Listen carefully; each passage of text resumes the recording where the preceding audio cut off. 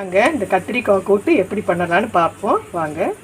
பாசி பருப்பும் கத்திரிக்காயும் வச்சு பழைய காலத்து முறைப்படி டெலிஷனாக நம்ம வந்து கத்திரிக்காய் கூட்டு நம்ம செய்ய போகிறோம். இது எங்கள் ஊரில் ரொம்ப ஃபேமஸ்ஸு. இதை எப்படி செய்கிறதுன்னு பார்ப்போம். இதுக்கு தேவையான பொருட்கள் இவ்வளோ தான். கத்திரிக்காய், நல்ல குண்டு கத்திரிக்காய், பாசி பருப்பு, கொஞ்சம் வெங்காயம், தேங்காய், கொஞ்சோண்டு ஒரு தக்காளி. இது பெரிய தக்காளினால நான் ஒரு 1/2 தக்காளி வச்சுருக்கிறேன். இவ்வளோ தான். வாங்க எப்படி செய்வோன்னு பார்ப்போம். நம்ம வந்து இப்போ இந்த கத்திரிக்காய் பொரியலுக்கு நம்ம பருப்பு வேக வச்சுருக்கோம்.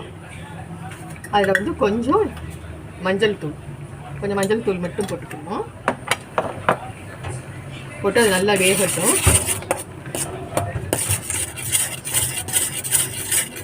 ரொம்ப பருப்பு வேண்டாம், ரொம்ப பருப்பாக இருக்கக்கூடாது. கத்திரிக்காயை விட பருப்பு கொஞ்சம் கம்மியாக இருக்கணும்.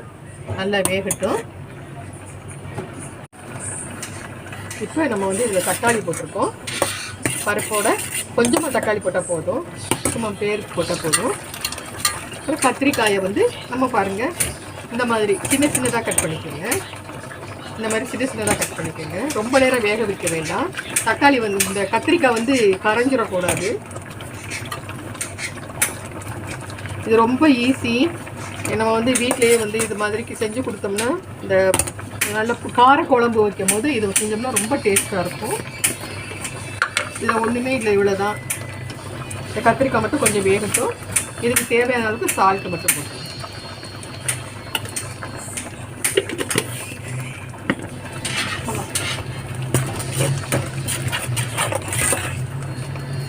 அவ்வளோதான். இது கொஞ்சம் நேரம் மூடி வச்சுருவோம். சால்ட்லாம் போட்டுட்டோம். இதை வந்து கொஞ்சம் நேரம் நல்லா கொதிக்கட்டும். நல்லா சிம்மில் வச்சுருங்க. நல்லா குறைச்சி வச்சுருவேன்.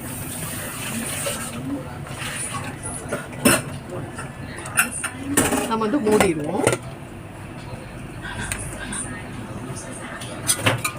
மூடி வச்சுருவோம். கொஞ்சம் நேரம் நல்லா வேகட்டும். இப்போ பாருங்கள், நல்லா வந்து பருப்போடு சேர்ந்து இந்த கத்திரிக்காய் நல்லா வெந்துருச்சு. போதும். சிம்லே வச்சு வேக வச்சா உடையாது. கத்திரிக்காய் பாருங்கள் அப்படியே முழுசாகவே இருக்கும். ஓகே, நம்ம வந்து இப்போது இதுக்கு வந்து தாளிச்சிக்கிடுவோம். இதில் இறக்கி வச்சுருவோம். ஃபஸ்ட்டு இப்போ நம்ம தாளிப்போம். நமக்கு வந்து ஆயில் சுட வச்சுருக்கோம். இதில் வந்து ஒரு ஸ்பூன் கடுகு போட்டுக்கிடுவோம்.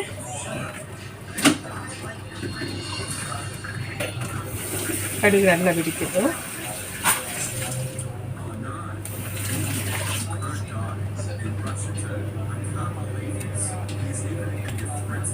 கடுகு நல்லா பொரிய ஆரம்பிக்குது. இது வந்து கொஞ்சம் ஒரு 1/4 ஸ்பூன் ஜீரகம் நல்லா வெடிக்க ஆரம்பிச்சிருக்காங்க. இதில் வந்து கொஞ்சம் நம்ம தாளிக்கிறது வேணுங்கிற அளவுக்கு வெங்காயம். இது வந்து கருவேப்பிலை. நாங்கள் வந்து ஹாங்காங்கில் இருக்கிறனால எங்களுக்கு கருவேப்பிலை கிடைக்காது. இது நம்ம நாட்டிலேருந்து இந்தியாவிலேருந்து கொண்டு வந்து நான் வந்து எடுத்து அப்படியே காய வச்சு வச்சுருக்கேன். அதனால் இந்த க்ரீன் கலராக தெரியாது. இந்த இது வந்து கருவேப்பிலை வந்து க்ரீனாக தெரியாது. இது அவ்வளோதான். இது நல்லா இது பண்ணிக்குவோம்.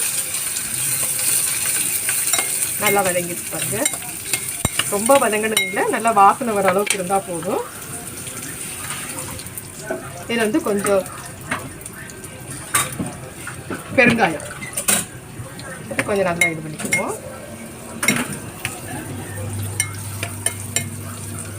இது வந்து கரண்ட் அடுப்புனால சீக்கிரமே வந்து சூடாகிடுது. கொஞ்சம் குறைச்சி அவ்வளோதான். ஃப்ரை ஆகிடுச்சு.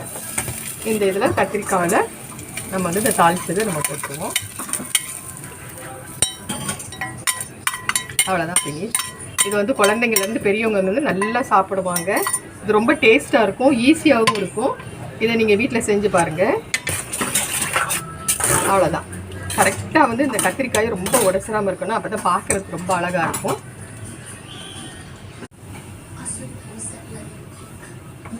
பாருங்கள், இந்த அருமையான கத்திரிக்காய் கூட்டு பண்ணியாச்சு. இதை நீங்களும் பண்ணி பாருங்கள். ரொம்ப டேஸ்ட்டாக இருக்கும். ரொம்ப ரொம்ப ஈஸி. இது வந்து ரொம்ப ஹெல்த்தானது. இந்த கத்திரிக்காய் கூட்டு இது சின்ன பிள்ளைங்களுக்கு ஃபஸ்ட்டு சாதம் ஊட்டுவோம்ல, அப்போ போட்டு இந்த கத்திரிக்காய் கூட்டு வந்து சாதம் போட்டு நெய் போட்டு ஊட்டினீங்கன்னா ரொம்ப விரும்பி சாப்பிடுவாங்க. நீங்களும் செஞ்சு பாருங்கள். லைக் பண்ணுங்கள், ஷேர் பண்ணுங்கள், சப்ஸ்கிரைப் பண்ணுங்கள், பெல் பட்டன் அமுக்குங்க. தேங்க்யூ. பாய்.